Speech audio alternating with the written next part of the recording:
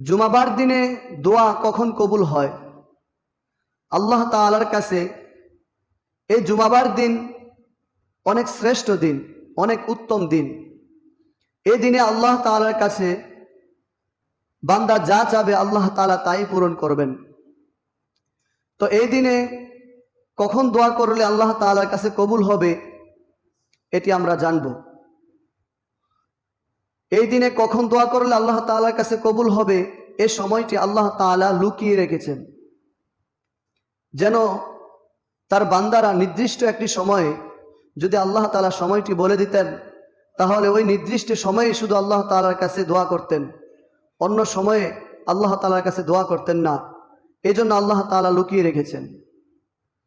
যেমনিভাবে আল্লাহ তাআলা লাইলাতুল কদরকে আল্লাহ তাআলা লুকিয়ে রেখেছেন। কখন লাইলাতুল কদর হয়, কোন রাতে লাইলাতুল কদর হয়, আল্লাহ তাআলা লুকিয়ে রেখেছেন। আমরা নবীজি সাল্লাল্লাহু আলাইহি ওয়াসাল্লাম এর মাধ্যমে শুনেছি, নবীজি সাল্লাল্লাহু আলাইহি ওয়াসাল্লাম হাদিসের মধ্যে বলেন যে তোমরা রমজানের শেষ দশকের বেজর রাত্রিতে তোমরা লাইলাতুল কদর তালাশ করো। ঠিক তেমনিভাবে ইমাম গাজ্জালী রহমতুল্লাহি আলাইহি তিনি তার কিতাবের মধ্যে এই জুমাবার দিনের কখন দোয়া কবুল হয় তিনি দুটি সম্ভাব্য সময়ের কথা তিনি উল্লেখ করেছেন। প্রথম সম্ভাব্য সময় যখন ইমাম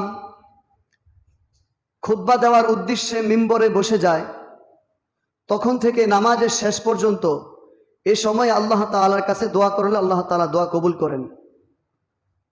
তিনি 2 নম্বর সম্ভাব্য সময়ের কথা তিনি উল্লেখ করেছেন। তিনি বলেন যে 2 নম্বর হলো জুমার দিন আসরের নামাজের পর থেকে মাগরিবের নামাজের আগ পর্যন্ত, অর্থাৎ সূর্য ডুবার আগ পর্যন্ত ওই সময়ে আল্লাহ তাআলার কাছে দোয়া করলে আল্লাহ তাআলা দোয়া কবুল করেন।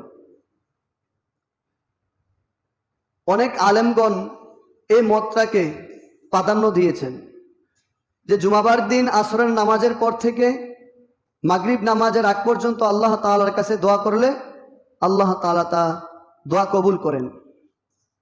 এই জন্য আমরা জুমাবার দিন আল্লাহ তাআলার কাছে বেশি বেশি দোয়া করব।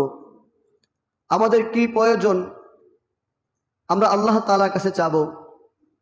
এই জুমাবার দিনে আমরা আল্লাহ তাআলার কাছে ক্ষমা চাব, তাওবা করব।